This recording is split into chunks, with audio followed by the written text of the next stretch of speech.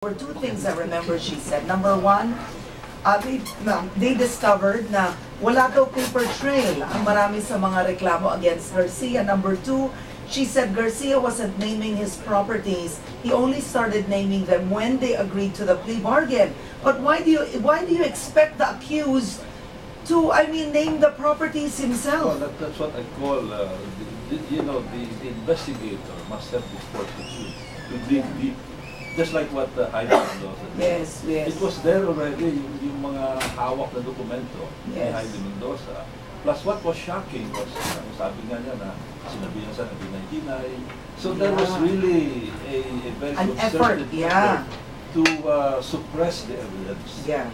And I'm almost tempted to say that the Office of the Ombudsman was part of the suppression of the evidence. Yeah. But maybe we can only say that they ignored or overlooked a lot of these evidences that I thought would be enough to really nail Garcia. So what do you think is it then? You have the Ombudsman saying in the House, kung may kumita sa amin, tamaan kami ng kidlat ni isa sa amin, walang kumita. Nirecall yun eh. Hindi tinuloy eh. Ay, what do you mean? Pinastrike off? Merong nagsabi na pakibawi mo yung sinabi mo at baka patuloyan. Ay, hindi totoo? Hindi totoo?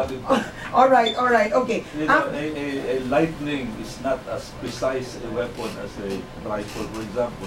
Pag tumamang kidlat to, maraming bystander, tatamaan. Alright, sir, that was on a light note. After the 200 million peso smoking gun, a lot of people are curious, what's the unit at the Trump Tower in New York put in as evidence? Because I read the Sandigan Bayan document, and it turns out that they put it in as evidence. It was worth 38 million pesos, a little more that would have been. That was in our finding.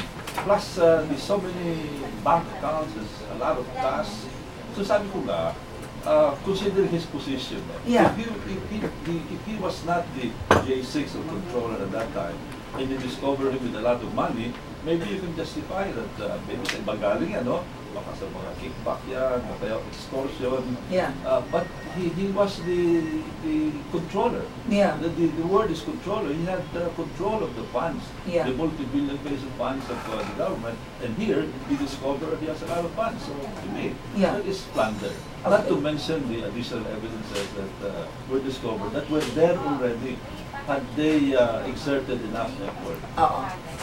Now, is it still possible? I know you want the Ombudsman to withdraw the case, but Senator Frank Drilon in the Senate said this, or was it Senator Juan Ponce Enrile, wherein it would be double jeopardy already because he was charged of plunder, and then he pled guilty to a lesser offense, so you can't charge him of plunder again. No, hindi pa raw approved ng Sandigan Bayan yung plea bargain. Okay, so what are the rules in this case? What happens? Well, according to the lawyers during the hearing, Plunder is still alive. No? The Plunder case is still alive because the Sandigan Bayan did not yet approve the plea bargain agreement. Okay. So, pag withdraw yung plea bargain agreement, which to me is still within the control of the Ombudsman. It's like the Ombudsman saying, I don't want the deal anymore, it's wrong. That's Okay. right. So they withdraw, then the Sandigan Bayan would have no choice but to decide on the basis of plunder. Okay. So back to plunder tayo. And then you can, Back to jail si Garcia. then you can include Heidi Mendoza and Colonel Rabusa's testimonies as evidence. That's right, additional evidences. Because all of this happened yung mga during the incumbency of General Garcia as J6. Kailangan relevant sa term niya as J6.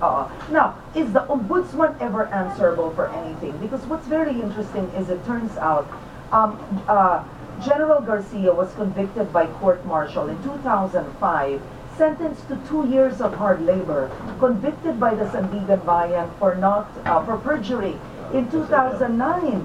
And the Ombudsman did not coordinate or use anything that was used as evidence. Nothing. Yeah. Yung nakapagtaga. Well, the Ombudsman, the Ombudsman herself, not the office, is answerable from the point of view of impeachment. Okay. So it's still possible that when this 1 year ban is going to expire, and I think that's going to be about August 11, somebody can file an impeachment case against her. Now, on the other prosecutors, I think they're open to an administrative case. That's possible also. Oh. But they are not impeachable officers. Only the Ombudsman herself is an impeachable officer. Yeah. Now, if the ombudsman does not withdraw the plea bargain agreement, you think you're dead sure she'll be impeached? Well, I don't want to threaten her. Yeah. I think it would not be proper threat. That's why my resolution Yes. was simply to express the sense of the committee. In other words, we're expressing our opinion, Yeah. and we're hoping that she's hearing this Yeah. opinion. But And is there expressing our opinion not only as a committee, but as representatives of the people, echoing Yeah. the sentiments of the people around us. no? But is there a deadline to her withdrawing the plea bargain? Well, it should be soon. Yeah. Yeah, because the Sandigan Bayan might beat them to the draw. Because Exactly. the Sandigan Bayan will all of a sudden make a decision on the basis of the existing plea bargain agreement, then it would be a simple bribery case. And that's going to be a tragedy as far as justice is concerned. Okay. I think Garcia deserves to be tried, convicted, and sentenced on the basis of the Plunder case. Okay. Now, considering that you've taken the forefront when it comes to this case with General Garcia, why is it that you have Rex Robles, the former RAM leader, saying that you are actually Garcia's protector? I just read it right now. It's the Philippine Star dated February 9, 2011. And it says here that you are a protector of Garcia because in as early as 2004, you totally ignored information that Garcia was a U.S. citizen and is facing money laundering and racketeering charges. Well, he was not. There was no RICO case against him. If there was a RICO case against him, and considering how tough the Americans are, look what happened to Congressman Martin Mendez. Garcia would have been extradited Yes. to the States, but this was not the case. We did not ignore that because our committee terminated the hearing. Yeah. We went to other cases, like we even invited legal, and it became a legal case Yeah. under the Ombudsman. In fact, the Ombudsman already was pursuing the case even before we conducted our hearing. Yeah. Because the case started December Yeah. when his children were discovered with $100,000.